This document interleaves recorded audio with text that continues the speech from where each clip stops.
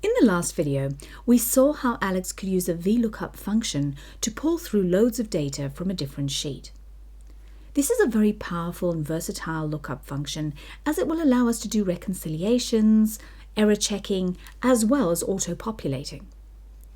You probably also spotted, however, that there were a few limitations with the VLOOKUP.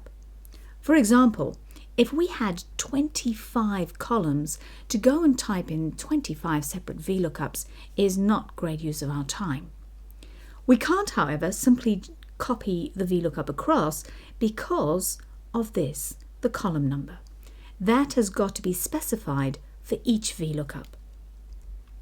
Another concern, and this is Alex's concern, is what if the columns on the international price list should change?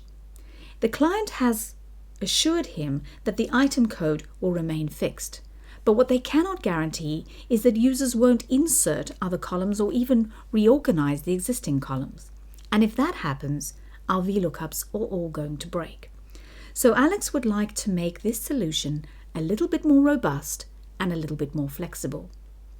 And to do that, he's going to use a match function. Match is a little bit like a miniature VLOOKUP.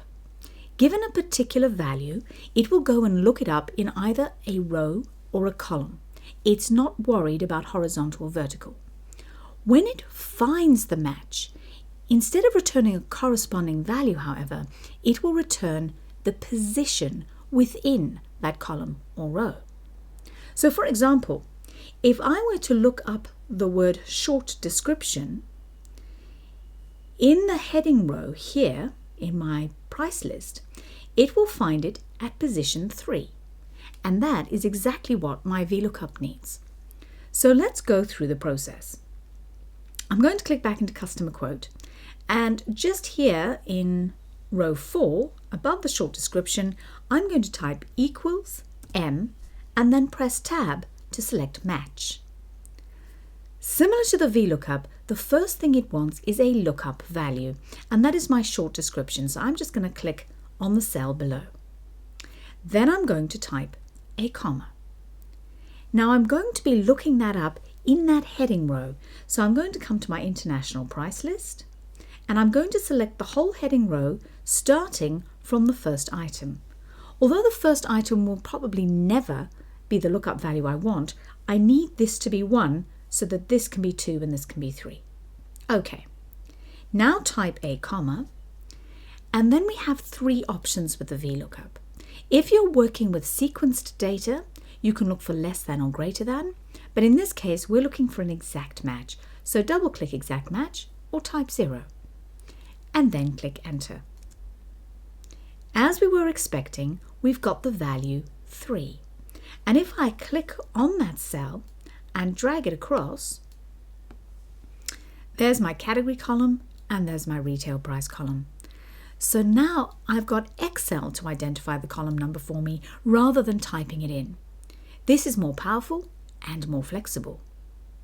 What we're going to do is remove the calculation in our category column, and if you have one in your retail price, let's remove that as well. So I'm going to come to the top of the table, click my drop down to select my data, and then just press delete. What I want to do now is change this calculation so I can drag it across and down. So I'm going to double click back into E6, and instead of using the 3 that I typed in, I'm going to use the result from my match. Now I could actually paste the match directly into this calculation, which would look very neat. But the problem with doing that is it's going to mean I have to redo that match calculation for every item in my table, which is much more inefficient. So actually, although it looks a little bit clumsy, it's much more efficient to have a single match that does all the work for us. So I'm going to leave this match here, and I'm simply going to click on the result. But then because I want this to stay still when I copy down, I'm going to press F4, and then I'm going to press F4 again. This is our mixed reference, and what this is saying is lock the row but don't lock the column. So when I drag the formula across, it will pick up 5 and 4. Okay, that's a good start. Let's click enter, and if we just double check, All of these are now correct, except they're actually using this value rather than the 3 we typed before. All right, great. Now what I want to do is drag this formula across. So I'm going to come to my fill handle, drag it across, and oh dear, that did not work. Let's have a look at why. The reason is this. Instead of looking at my item code, it's now looking at my location code. So with structured references, when you drag them across, it actually treats it as a relative reference. Fortunately, there's a very easy way we can get around this problem. I'm going to press escape and I'm just going to undo that last change. And instead of dragging, I'm going to do an old-fashioned copy. So making sure I've clicked on E6, I'm going to copy it, Control C. And then I'm going to select both of these columns. And if I paste, I'm going to actually use my formatting. So I'm going to right click and I'm going to choose the option Paste Formulas. Worked an absolute treat. So with structured references, if you drag, it's relative, but if you copy, it's absolute. Little unusual, but now you know the secret.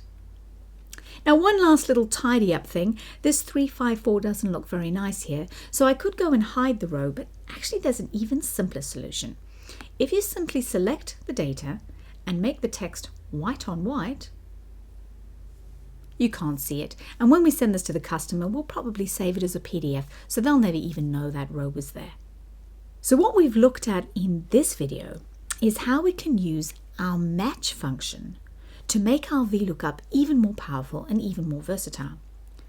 This was a quick introduction to match, but you're going to see a lot more of match. While we don't typically use it on its own, we often use it in combination with other lookup functions.